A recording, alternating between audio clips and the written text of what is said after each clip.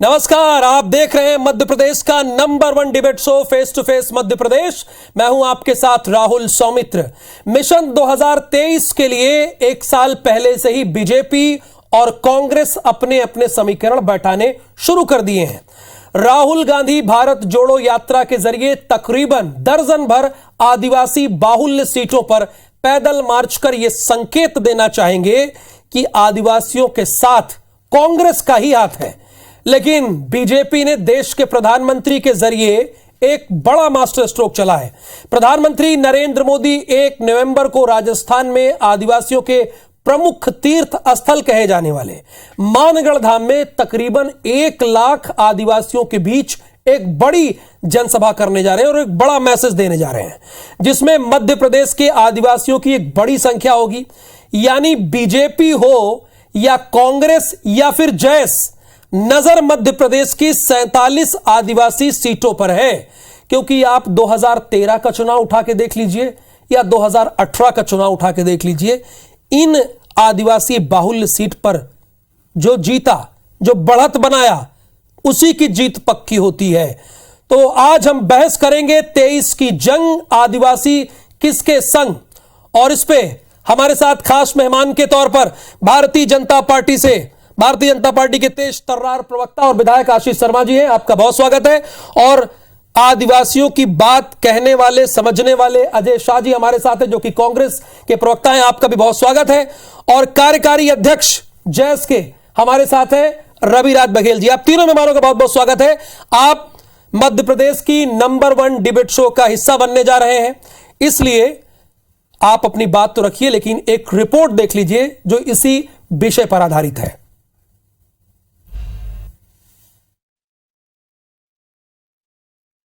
1 नवंबर मैं गुजरात राजस्थान के बॉर्डर पर मौजूदा मानगढ़ में रहूंगा।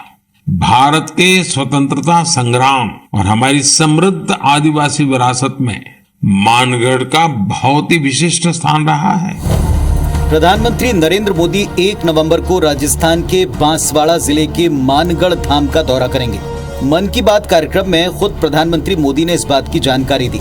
यहाँ पीएम एक बड़ी जनसभा को संबोधित करेंगे, जिसमें राजस्थान, गुजरात और मध्य प्रदेश से करीब 1 लाख आदिवासी समाज के लोग शामिल होंगे।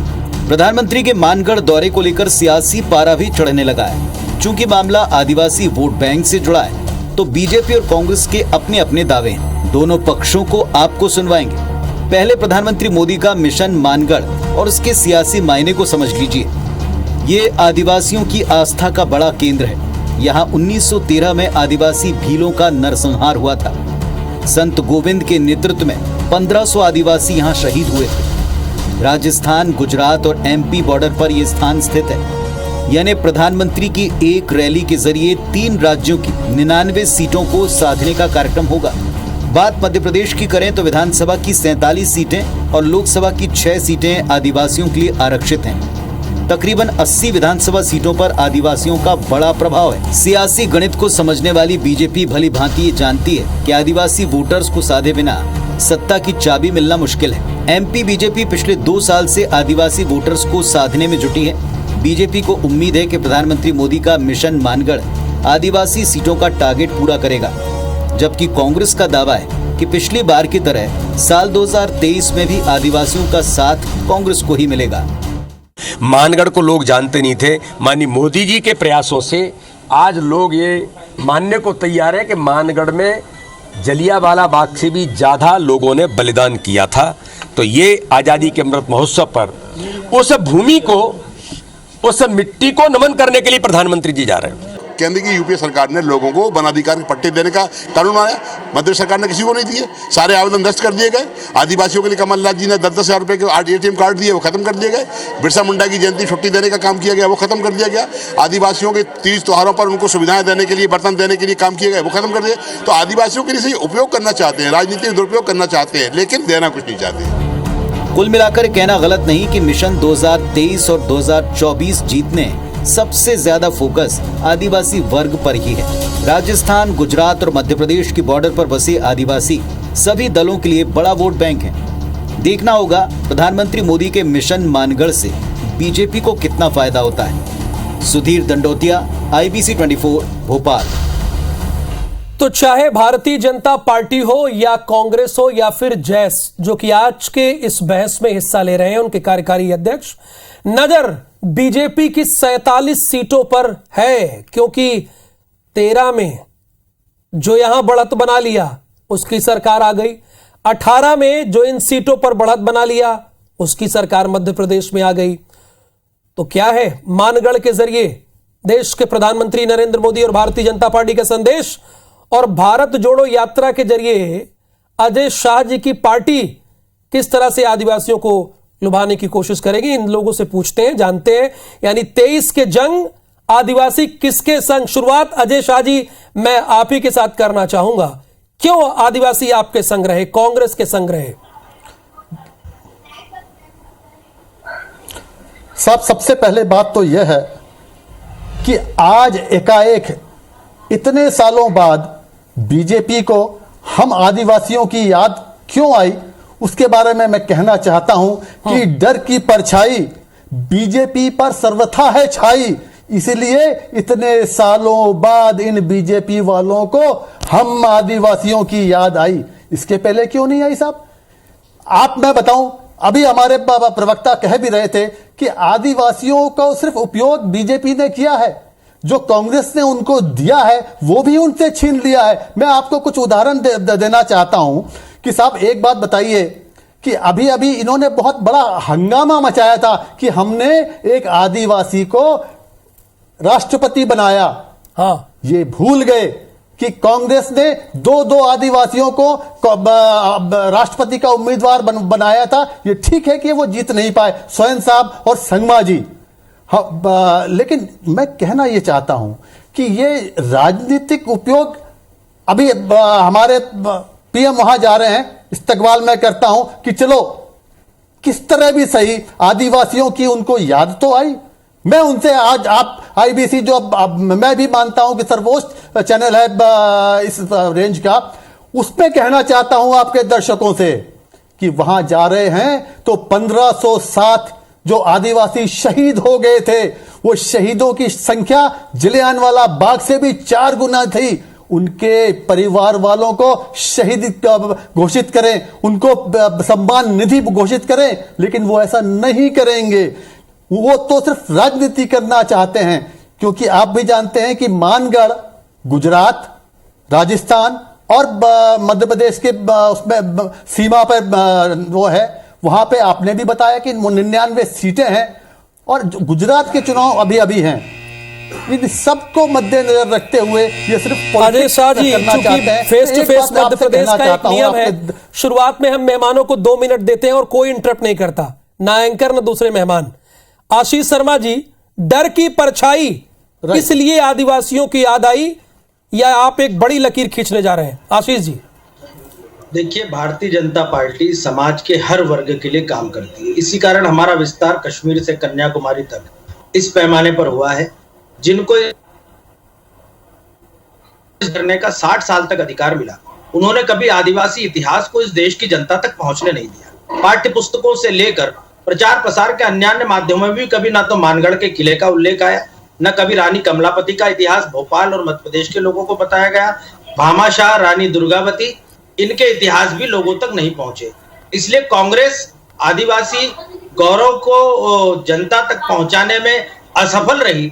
आज अगर हमारे माननीय प्रधानमंत्री और भारतीय जनता पार्टी इन कामों को करती है तो इन्हें इसमें राजनीति दिखाई देती है। भारत की आजादी का इतिहास, जिसके लिए टंट्या मामा से लेकर अनेकानेक नायकों ने अपना बलिदान दिया, अंग्रेजों की गोलियों का शिकार हुए, फांसी के फंदे पर चढ़े, जिनके परिवार तक भी उनका अंतिम समय में शव नहीं पहुंच पाया, ऐसे लोगों का इतिहास अगर आज गौरव के रूप में जनता तक पहुंचाया जा रहा है और इसको एक कार्यक्रम के रूप में किया जा रहा है, तो कांग्रेस को इसमें राजनीति दिखती है। हमारी पार्टी, हमारे प्रधानमंत्री जी का उनके कामों से भी ये बात परिलक्षित होती है, सबका साथ सबका विकास। हम सबको साथ लेकर चलना चाहते हैं, हम किसी एक वर्ग की पार्टी नहीं है। और इसलिए चाहे अनुसूचित जाति हो, जनजाति हो, हमारे के लिए, इन सबके विकास के लिए जो भी योजनाएं आवश्यक होती है वो हमारी सरकार ने चला रही है और इसका फायदा समाज के हर वर्ग को मिल रहा है। झाबुआ अलीराजपुर में जिन गरीबों के आवास बने हैं इंदौर, हरदा, खंडवा, बुरहानपुर, खरगोन में भी आप जाकर देखें तो वहां भी उनको इस योजनाओं का लाभ मिला है।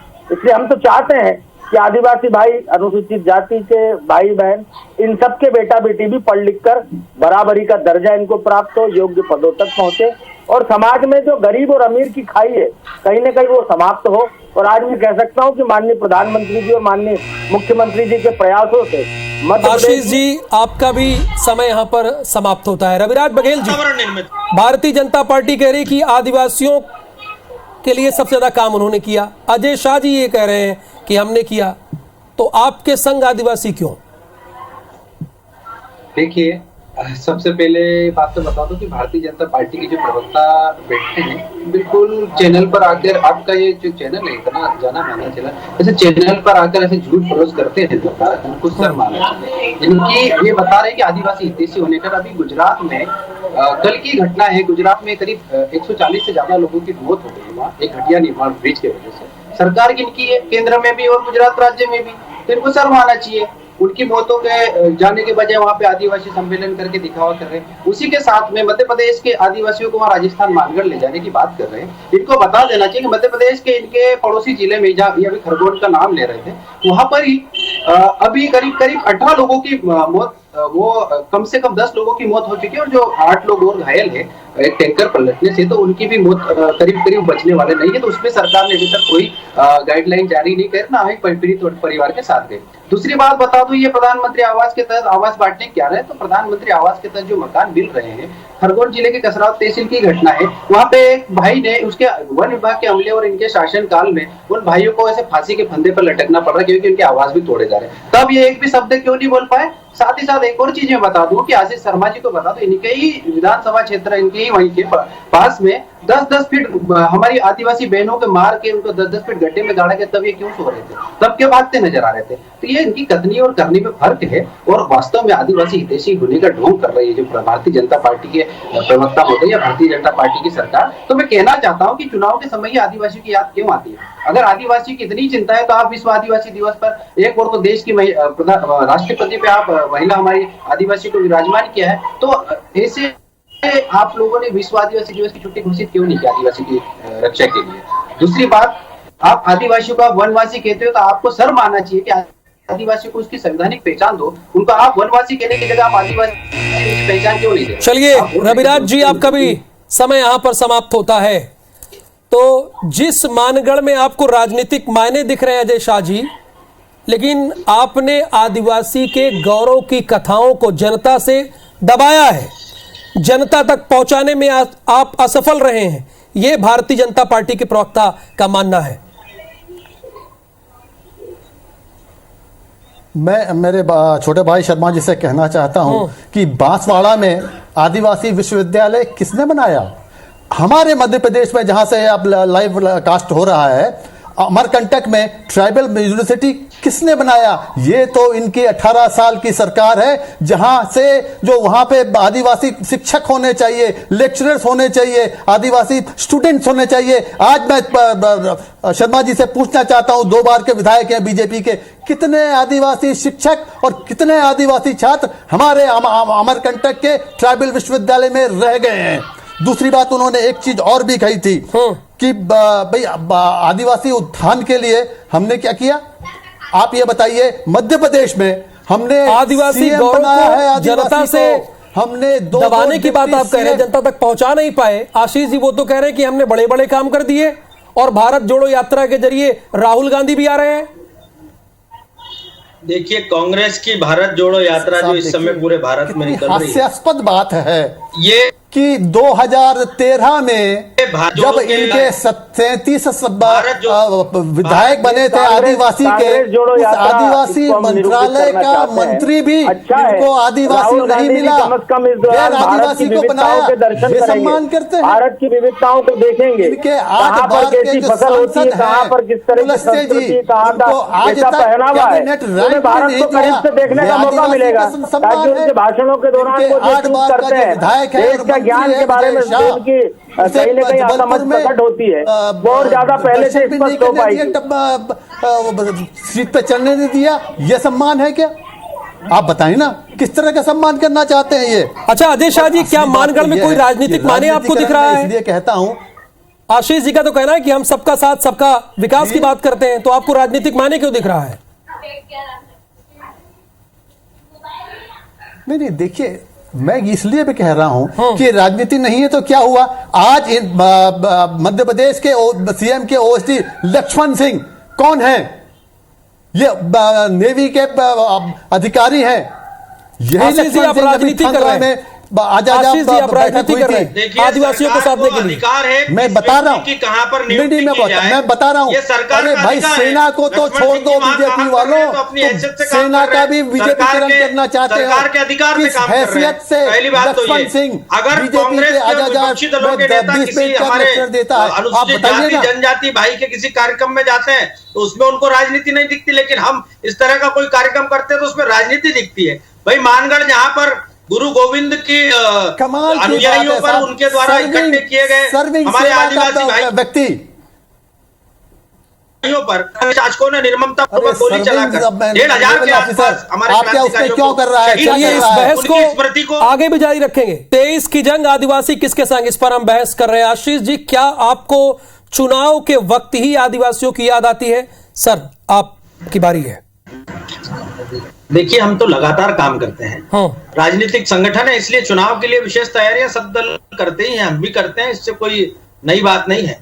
लेकिन हम लगातार काम करते हैं। अभी आप कह रहे थे, कोई कह रहा था कि हमने वनाधिकार पट्टे नहीं बांटे। हमने हजारों की संख्या में वनाधिकार पट्टे बांटे और समस्त विधानसभा क्षेत्रों में, खास करके ट्राइबल ब्लॉक्स में, हमने वनाधिकार पट्टे के माध्यम से हजारों आदिवासी भाइयों को उनकी भूमि का हक दिया है। हमने, माननीय मुख्यमंत्री जी ने खास करके ट्राइबल ब्लॉक्स में घर घर राशन वितरण की प्रणाली चालू की है, जिसमें वाहन, यानी आप लगातार आदिवासियों के लिए कार्य कर रहे हैं, आपका कहना यह है। अजय शाह जी, आपको देश के प्रधानमंत्री नरेंद्र मोदी के मानगढ़ में राजनीति दिखती है, लेकिन राहुल गांधी के भारत जोड़ो यात्रा के बारे में आप क्या कहेंगे, जो तकरीबन दर्जन भर आदिवासी बाहुल क्षेत्रों से होकर गुजर रही है? सब देखिए, कांग्रेस की यात्रा कहीं से भी गुजरे, कांग्रेस ने पहले भी सब जतन किए हैं, लेकिन कांग्रेस का विश्वास आम आदमी से हट चुका है। वो तो भारत के हर व्यक्ति को जोड़ने की यात्रा है। उस रास्ते में अगर कोई आदिवासी सीटें आती हैं तो ये उसमें क्या राहुल गांधी क्या करेंगे? हम तो राजनीति कर ही नहीं रहे हैं। वहां पे अभी देखिए, महाराष्ट्र में आने वाली है, वहां एनसीपी के व्यक्ति आएंगे, वहां पे शिवसेना के व्यक्ति आएंगे, वो साथ में चलेंगे। हम राजनीति नहीं कर रहे हैं। तमिलनाडु में स्टालिन जो सीएम थे, वो उन्होंने इस्तकबाल किया था। तो राजनीति हम नहीं कर रहे हैं। मैं इनसे कहना चाहता हूं, इन्होंने बहुत अच्छी बात की कि हम तो सतत आदिवासियों के लिए करते रहते हैं। आप बताइए कि इन्होंने आदिवासी बजट का 62% कम क्यों कर दिया? इनके पास 4,144 करोड़ रुपए का बजट था, जो अब घट के 1,718 करोड़ का कर दिया है। ये आदिवासी का सम्मान है। ठीक है सर, रविराज जी की बात आ जाए। क्या बोलते हैं रविराज जी? आशीष जी का कहना है भारतीय जनता पार्टी ने आदिवासियों के लिए सबसे ज्यादा कार्य अब तक किए हैं। हाँ किए, मैं बता दूं ना, आदिवासी के कार्य सबसे ज्यादा भारतीय जनता पार्टी ने किया है। भारतीय जनता पार्टी के कार्यकाल में सबसे ज्यादा आदिवासियों के, तो आदिवासी इस बार किसके संग, रविराज जी? नहीं, मैं बता रहा हूँ ना, आदिवासियों को सबसे ज्यादा मारने का काम किया। बेरोजगार युवाओं, आदिवासियों को घिस कर बांध कर 10-10 फीट गड्ढे में गाड़ने का काम किया। आदिवासियों को जो पट्टे वितरण करना थे, वो पट्टे उनके जो मिले थे, उनके जो प्रधानमंत्री आवास के तहत मकान तोड़ने का काम किया इन्होंने, और हमारे आदिवासी भाइयों को मौत के घाट उतारने का। चलिए, बहुत बहुत धन्यवाद सर, समय का अभाव है, लेकिन आपने तीनों दलों के नेताओं की बात सुनी। यानी 2023 में आदिवासी किसके संग, इसका जवाब आपको इन तीनों नेताओं के जरिए मिला। बहुत बहुत धन्यवाद अजय शाह जी, आशीष जी और रविराज जी।